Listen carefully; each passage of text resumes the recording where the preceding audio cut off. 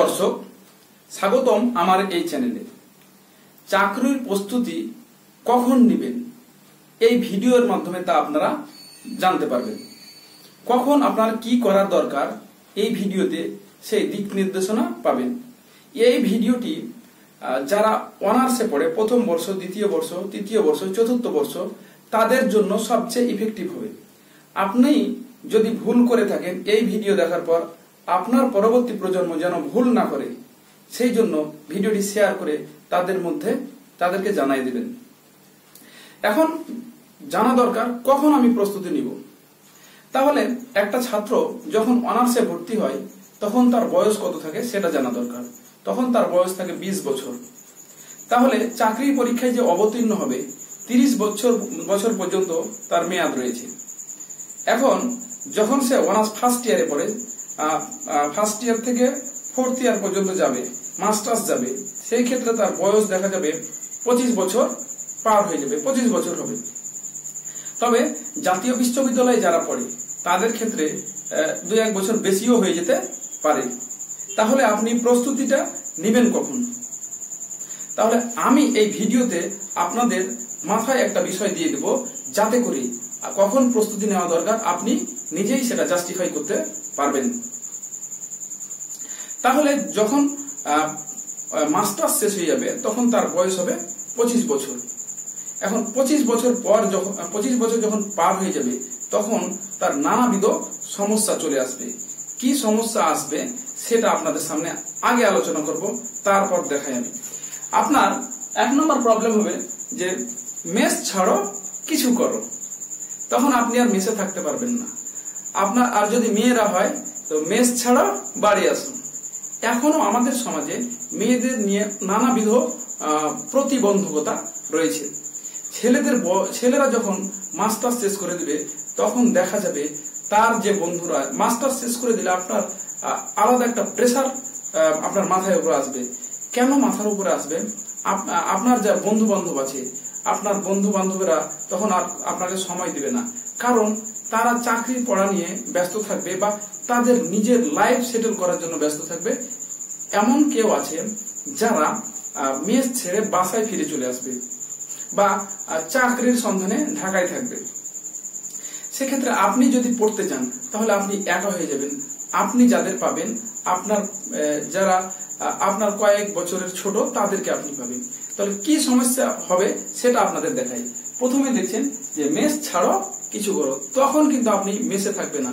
সমাজ আপনাকে তখন বোঝা হিসেবে দেখবে যে পড়াশোনা শেষ করে দিলি, কি করবি এখন, কি করার দরকার এখন। 2 নম্বর কথা যে হ্যালো প্রবলেম। এখন সমাজে দেখা যায় বেশিরভাগ যারা পড়াশোনা করে তারা প্রেম করে বিয়ে করে। আপনি বিশ্বাস করুন আর নাই করুন, বেশিরভাগ ক্ষেত্রে এমনটি হয়। যখন সে অনার্স ফার্স্ট ইয়ার, সেকেন্ড ইয়ারে চলে আসে তখন সে একটা জুটায় নেই। তখন কি বলবে, বাসায় যেহেতু একসাথে পড়াশোনা করে, এমনটি ঘটে বেশিরভাগ ক্ষেত্রে। তখন দেখা যাবে যে একটা কিছু করো। যখন বলবে একটা কিছু করো তখন আপনার মাথায় আরেকটা বাজ ভেঙে পড়বে। তখন আপনি আর এক বিপদে পড়ে গেলেন। তখন আপনার বাসা থেকে একটা চাপ দিবে যে তুমি একটা কিছু করো। আপনি যখন অনার্স মাস্টার শেষ হয়ে যাবে তখন পরিবার থেকে আপনি টাকা আর নিতে পারবেন না। যাদের ন্যূনতম সম্মান বোধ আছে তারা দেখবে যে বাবা মাকে আর কত কষ্ট দেব, তাহলে তো আমার একটা কিছু করা দরকার। এদিকে একটা চাপ হলো, আর আপনার যে হ্যালো প্রবলেম বললাম এই একটা আরেকটা প্রেসার ক্রিয়েট করলো। এখন মা বাবা তো আপনার কাছে চাই যে আপনার কাছে কিছু নেক, তাদেরও একটা আশা আকাঙ্ক্ষা বা এই ধরনের কিছু রয়েছে।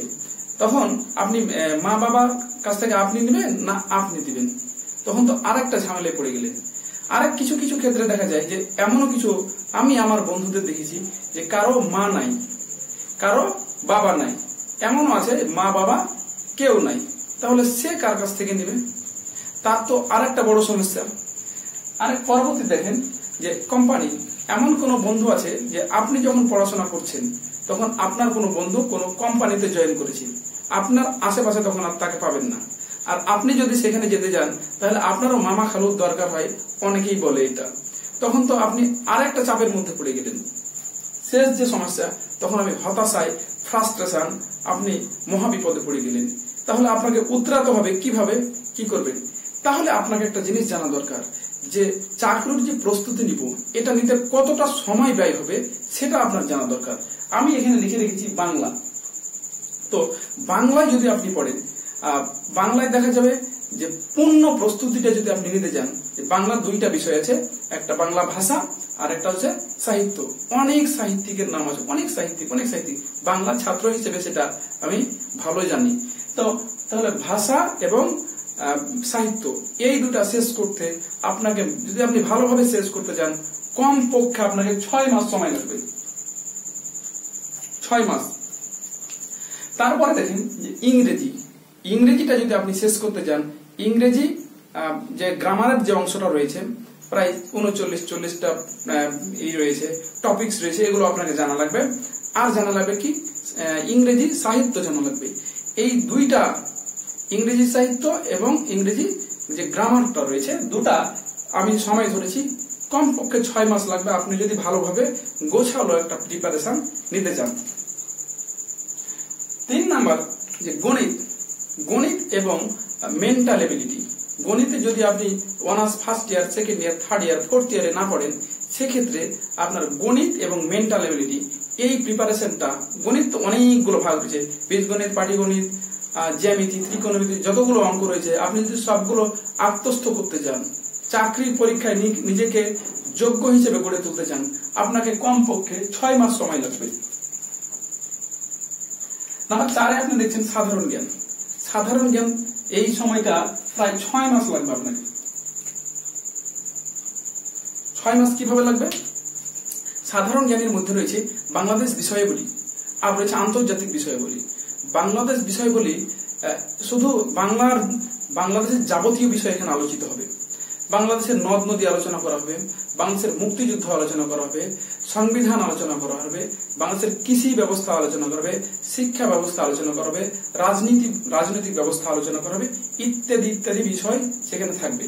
তাহলে বাংলাদেশ বিষয়গুলি এটা বিশাল, আর আন্তর্জাতিক বিষয়গুলি 200+ কান্ট্রি রয়েছে।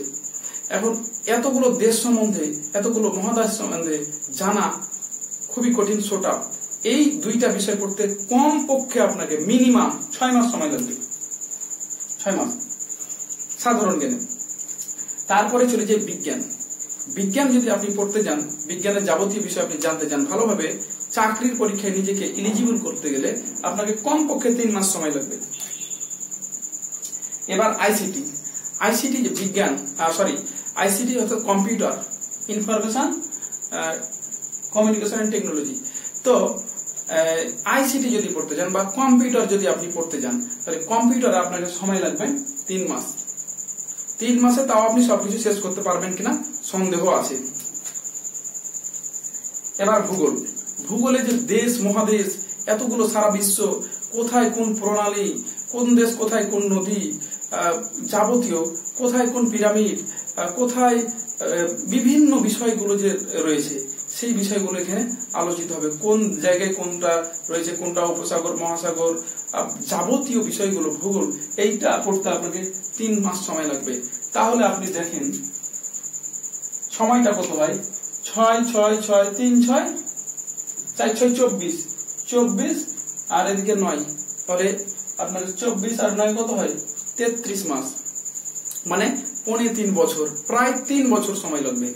এখন আপনি সিদ্ধান্ত নেবেন যে 3 বছর যদি আপনাকে এই 33 মাস, তার মানে 3.25 বছর, তাহলে 3.25 বছর যদি আপনাকে চাকরির প্রিপারেশন নিতে হয়, তাহলে এগুলো তো আপনাকে রিভিশন করা লাগবে, আপনাকে আয়ত্তে থাকা লাগবে। আপনার যদি সেটা করতে চান, তাহলে কখন আপনি প্রস্তুতিটা নেবেন? এবার আমরা চলে আসি ফার্স্ট ইয়ারে কি হয়, আমরা হেলে দুলে সময়টাকে পার করে দিই। ফার্স্ট ইয়ারে আসলাম, তার মাথায় কোনো কিছুই থাকে না, খালি বন্ধুদের সাথে এই সেলফি তুলে বেড়াবে, এগুলোই করে বেড়াবে। তাহলে ফার্স্ট ইয়ারে যখন দেখবেন পরীক্ষার আর 2 মাস সময় আছে, তখন কি করবে, তখন বইপত্র নিয়ে বন্ধুদের কাছে নিয়ে তখন সে পড়াশোনা স্টাডি শুরু করবে।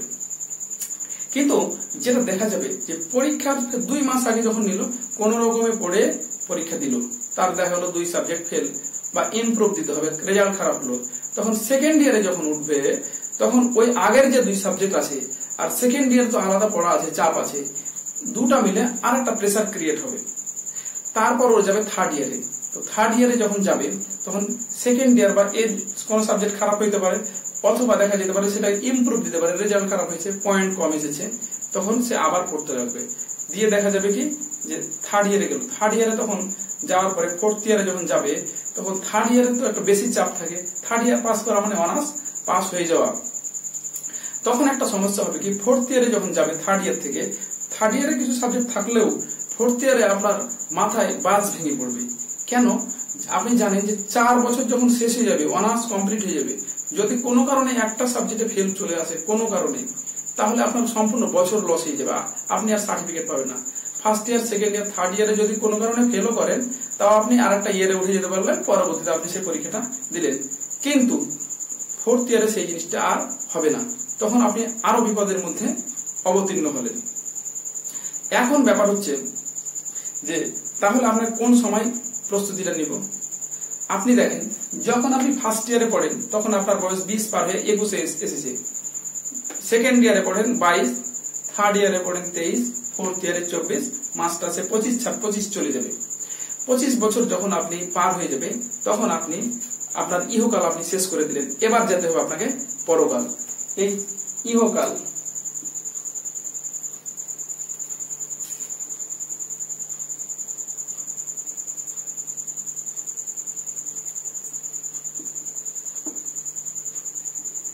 তো ইহকাল মানে এই আপনি অনার্স মাস্টার্স শেষ করেন, এটাকে আমি ইহকাল হিসেবে ধরে নিলাম। ইহকাল আপনি শেষ করে দিলেন। এখন ইহকালে যেই কাজটা করবেন, পরকালে সেই সুখটা আপনি ভোগ করবেন। এখন ব্যাপার হচ্ছে, মজার বিষয় হচ্ছে, এখানে যখন আপনি চলে আসবেন তখন আপনার বয়স যখন 26, আপনি প্রিপারেশন নিতে যাচ্ছেন। তখন ফার্স্ট ইয়ারে যখন আপনি প্রিপারেশন নিচ্ছেন, কিন্তু আপনার আগেই যারা প্রিপেয়ার্ড হয়ে আছে তাদের সাথে সেই দৌড়ে তো আপনি আর পারবেন না। তখন আপনি 2 বছর আপনি পড়লেন, 2 বছরে আপনাকে আগেই বলেছি আপনার 3.5 বছর সময় লাগবে আপনার প্রিপারেশন নিতে। 3 বছর যদি আপনার সময় লাগে প্রিপারেশন নিতে, তাহলে 2টা বছর আপনি ফার্স্ট ইয়ার পড়লেন, কি বলেন 26-27 বছর আপনার বয়স, তখন আপনি অনার্স মাস্টার শেষ হয়ে গেছে, তখন আপনি 2 বছর পড়াশোনা করছেন। তো আপনি যখন পড়াশোনাটা করবেন, তো আপনার আগে যারা প্রিপেয়ার্ড হয়ে আছে তারা তো আর বসে থাকবে না, তারা তো আগেই তো কোয়ালিফাই করবে। তখন আপনার সমস্যাটা হবে কি, 2 বছর আপনি আর যখন কোনো পরীক্ষায় টিকবেন না, আপনার মনটা ভেঙে যাবে। এবার 2 বছর বা 3য় বছরে যখন আপনি যাবেন, তখন আপনি একটা অসৎ উপায় অবলম্বন করবেন। কি যে আমার তো চাকরি হয় না, সবাই মামা খালু লাগে, টাকা লাগে, তখন আপনি কোনো 2 লাখ 4 লাখ 5 লাখ আপনি টাকা রেডি করবেন। দেখা যাবে কি ওই যে টাকা দিয়েছেন, আগে আপনাকে বলবে হ্যাঁ আমার এই জায়গায় লোক আছে, এই জায়গায় লোক আছে, সব চাকরি করে দেবো। পরবর্তীতে আপনি কিন্তু সেটা আর পাবেন না। তখন যাকে টাকা দিয়েছেন 5 লাখ টাকা, আপনার 5 জোড়া জুতা ক্ষয় হয়ে গেছে তার কাছে টাকা আনার জন্য। আপনি তখন সিদ্ধান্ত নেবেন যে তাহলে আমাকে 1 লাখ টাকা করে কম হলেও টাকাটা আমাকে ব্যাক দেখ, টাকাটা আমি যেন পাই। তখন আপনি থার্ড ইয়ার পার করে দিলেন, 3 বছর চাকরি আপনার হাতে আছে 2টা বছর। যখন 2টা বছর আছেন, তখন যখন 29 বছর বয়স, তখন তো আপনি ভাববেন আমাকে দিয়ে আর হবে না। আপনি নিজে হতাশার মধ্যে পর্যবসিত হবেন। নিজের তো একটা লাইফ আছে, এক্সট্রা তো একটা লাইফ আছে, সেটা তো একটা ব্যাপার। আপনি কি সারা জীবন পড়াশোনাই করবেন? তখন কি হবে, আপনার বাবা মা, আপনার পরিবার, আপনার ভাই বোন, আপনার প্রতি যে একটা আশা, আপনি যে পড়াশোনা করেছেন, ঢাকা বিশ্ববিদ্যালয়ে পড়াশোনা করেছেন, রাজশাহী বিশ্ববিদ্যালয়ে পড়াশোনা করেছেন, আপনার ভাই বোনেরা তো আপনার প্রতি চেয়ে আছে আপনার দিকে। তখন আপনি আর একটা ঝামেলায় পড়ে গেলেন কি, তাদের দিব কি আর আমি কি করব। আর যখন আপনি অনার্স মাস্টার শেষ করে দিলেন, টাকা কোথায় পাবেন? টাকা তো আপনার কাছে নাই, আপনি কি বাবার কাছে টাকা নেবেন? তখন তো আর বাবার কাছে টাকা নেওয়া যায় না। তখন তো ইচ্ছা হলো বাবাকে দেওয়া টাকা বাবাকে দিতে হবে। বাবা অধিকাংশের ক্ষেত্রে দেখা যায় যে ওই সময় কারো বাবা, কারো মা বা বাবা মা উভয় মারা যায়, বা বাবা মা একজন থাকে। তো যদি মাই থাকে ধরে নিলাম, তো মার কাছ থেকে কি আপনি টাকা নেবেন না মাকে দিবেন? তখন আপনি যদি আপনার মাকে টাকা দিতে যান, তাহলে তো আপনাকে টাকা ইনকাম করতে হবে। তখন আপনি কি করবেন? টিউশনি করবেন। এটা করে কি আর জীবন চলে? কিভাবে চলবেন? তখন আরেকটা বিপদের মধ্যে পড়ে গেলেন। এখন ব্যাপার হচ্ছে, তাহলে প্রস্তুতিটা কখন নেওয়া দরকার? আমি যদি আপনাকে বলি যে 3 বছর যেহেতু আপনাকে সময় লাগবে, তাহলে আপনি ফার্স্ট ইয়ার আপনি ঘুরে বেড়াবেন, সেকেন্ড ইয়ারে একটু একটু স্যারদের কাছে পরামর্শ নেবেন, বড় ভাইদের কাছে পরামর্শ নেবেন। পরামর্শ নেওয়ার পরে তাদের ইফেক্টিভ কিছু একটা বিষয় পাবেন, তখন আপনি পড়াশোনা শুরু করলেন। সেকেন্ড ইয়ারে হালকা পাতলা শুরু করলেন এবং আইডিয়া নিতে লাগলেন। থার্ড ইয়ারে যখন আসলেন তখন আপনি দেখবেন যে 50% সময় আপনি আপনার নিজস্ব যে একাডেমিক পড়া আছে সেটার জন্য পড়াশোনা করলেন, আর অবশিষ্ট যে 50% সময় রয়েছে সেই সময়টা আপনি চাকরির জন্য পড়াশোনা শুরু করলেন। ওই সময় সবচেয়ে ভালো হবে আপনাকে গণিত এবং ম্যাথ এই বিষয়টাকে ভালোভাবে আত্মস্থ করে নেওয়া। যদি পারেন কাউকে যদি পড়ান সেক্ষেত্রে আরো বেশি ভালো হয়। আপনার মেধা এবং আপনার যে আপনি শানিত করলেন, আরো আপনি যে কোনো পরীক্ষায় যেন আপনি নিজেকে এলিজিবল করতে পারেন। কাউকে যদি পড়ান তাহলে আপনারও পড়া হয়ে গেল, সাথে সাথে কিছু ইনকামও আপনার হলো। তাহলে থার্ড ইয়ারে আপনি যখন পড়তে শুরু করেন, সেকেন্ড ইয়ারে আইডিয়া নিলেন আর থার্ড ইয়ারে পড়তে লাগলেন। ফোর্থ ইয়ার আসলো তখন পড়লেন, পরীক্ষার সময় এগুলো পড়া বাদ দিয়ে একাডেমিক পড়ে পাস করলেন। যখন আপনি third year fourth year masters আসবেন, মাস্টার্স শেষ করে দেবেন, অলরেডি আপনার 3 বছর পার হয়ে যাবে।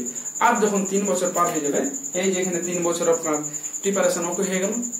এখন আপনি কি করবেন? আপনার প্রিপারেশন ওকে, এখন আপনি চাকরির পরীক্ষায় আবেদন করার সুযোগ পাবেন, আবেদন করবেন এবং চাকরি পরীক্ষায় কোয়ালিফাই করার চেষ্টা করবেন। আর আপনি যেগুলো এতদিন পড়েছেন ওগুলো শুধু আপনি রিভিউ করবেন। আর আপনার যে বন্ধু উনি যে বলেছে মাস্টার্স শেষ করে পড়াশোনা শুরু করবো চাকরির জন্য, উনি কি করবেন? উনি তখন দেখবেন ওই যে আগেই বলে দিলাম হতাশায় পর্যবসিত হবে। উনি মাথা নষ্ট করে ফেলবে যে কি করব আর কি করব না। তিনি চোখে তখন তুলসী পাতা দেখবেন। আর যখন আপনার এই 30 বছর যখন আপনি হয়ে যাবে আপনার বয়স, ওই যে বললাম 3 বছর এভাবে গেল, তারপরে যখন আপনার 29 বছর বয়স তখন আপনি দেখবেন যে আমাকে দ্বারা এটা মনে হয় আর সম্ভব না। আপনি আরো হতাশার মধ্যে চলে যাবেন। আর ও সময় তো আপনার কোনো সঙ্গী থাকবে না, কারণ আপনার বন্ধু যারা আছে তারা কোম্পানিতে জয়েন করে ফেলেছে। আপনি যদি আপনার বন্ধুকে বলেন, বন্ধু দোস্ত আমাকে একটা চাকরির ব্যবস্থা করে দিস তো, তখন আপনি আর তাদেরকে পাশে আর পাবেন না, তারা নিজেকে নিয়ে ব্যস্ত। আর আপনার যখন যে সমস্যাটা হবে যে আপনি যদি মেসে থাকেন, মেসে তো থাকা যাবে না, আপনি তখন আদু ভাই হয়ে গেলেন। যখন মেসে থাকবেন তখন তো আপনার একটা খরচের ব্যাপার আছে, কি করবেন? আপনি মহাবিপদে পড়ে যাবেন। তাহলে আপনার যেটা কাজ করা দরকার, আপনাকে সময় থাকতে আপনার প্রিপারেশন নেওয়া দরকার। তাহলে সবচেয়ে বড় কথা হচ্ছে যে থার্ড ইয়ারে যখন আমরা পড়বো, সেকেন্ড ইয়ারে আইডিয়া নেব, থার্ড ইয়ারে পড়বো, ভালোভাবে পড়াশোনা শুরু করে দেব, বিশেষত গণিত এবং ইংরেজি। এখন আপনি যখন এই 3 বছর যখন মাস্টার্স শেষ করে ফেললেন, মাস্টার্স শেষ করার পর চাকরি পরীক্ষায় অবতীর্ণ হবেন, 1-2 বছরের মধ্যে আশা করা যায় যে আপনি চাকরি পাবেন। আর যদি আপনি না পড়েন, ওই যে মাস্টার্স শেষ করে পড়াশোনা করব, তখন তো আর সেটা পারবেন না, কারণ আপনার মাথায় অনেক ধরনের প্রেসার কাজ করবে, যেগুলো আমি ইতিপূর্বে আপনাদেরকে দেখালাম। এখন ব্যাপার হচ্ছে কিভাবে পড়বো, কোন কোন বই পড়বো। এই ভিডিও এর আগে ভিডিও দেওয়া হয়েছে, কিভাবে চাকরির প্রিপারেশন নেবেন, একটা ভিডিও দেওয়া আছে কিনা, আপনারা সেটা দেখে নিতে পারেন। তো ধন্যবাদ সবাইকে। পরবর্তী ভিডিওর জন্য অপেক্ষা করুন। আল্লাহ হাফিজ।